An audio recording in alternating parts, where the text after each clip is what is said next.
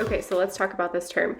I was diagnosed with autism at 31 years of age. I was very successful in school. I appeared to be super social. I'm gifted musically. And if you were to ask my friends and family, I would be the last person they would ever suspect that would be diagnosed with autism. A lot of times the typical response that I get from family and friends is, oh, you must be super high functioning. I couldn't explain why, but when people told me that, it didn't feel good to me. I didn't have the words to explain why, but now I'm starting to learn a little bit more. For me, I personally do not like the term high functioning. I think that what it has meant for me is that the way that my autism presents makes it more comfortable for you. One image that I've used before to describe being autistic is I feel like a duck on a pond, and what everybody can see is this smooth, graceful glide across the serene waters, but underneath, the duck feet are just going crazy. Like, which way do I go? I gotta keep going.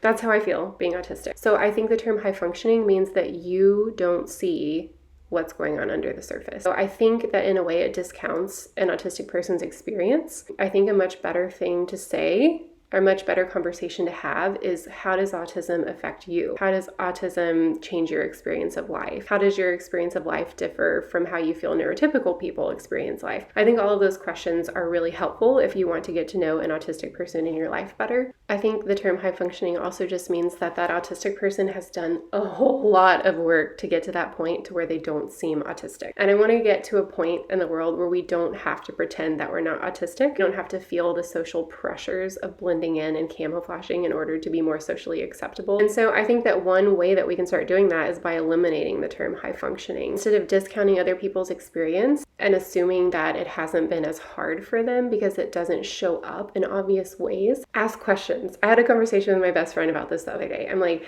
if healthcare providers, if everybody in general, if human beings could just start asking questions, what can I do to make this experience better for you? What can I do to support you? What can I do to show up more for you as a friend or family member? If we can start asking questions instead of just putting a label on things to feel more comfortable about it, like, oh, I understand this, I can put it in a box and then kind of shove it over here. Ask questions and be okay with there not being an answer, but starting a conversation where you can explore the outcome together. All of these things I think are way more beneficial than slapping the term high functioning on someone. That's my 2 cents. I'd love to hear your thoughts because I know there are some different thoughts out there. Autism presents so differently from person to person, so I know it can be helpful to have kind of measures for how we understand it, but I just don't think that we're quite there yet. I talked with my psychologist about this, how she feels like there needs to be more categories of how we can kind of study and label autism so that we can understand it better. For now, let's not go with high functioning. Let's go with asking questions, practicing empathy, getting to know others, really just being intentional about our desire to understand each other better, even when it feels messy and unpredictable. If you have any other suggestions for future videos, I'd love to hear in the comments. I'm planning on roping my hubby into doing some videos with me soon. He is the only neurotypical one in our family of 4. If you include our cats, he says that I've made our cats highly sensitive as well, so he's the only neurotypical one in our family of 6. But I would love to have him on soon and kind of answer some questions about what it's like for a relationship between a neurotypical and someone on the autism spectrum. Being weird,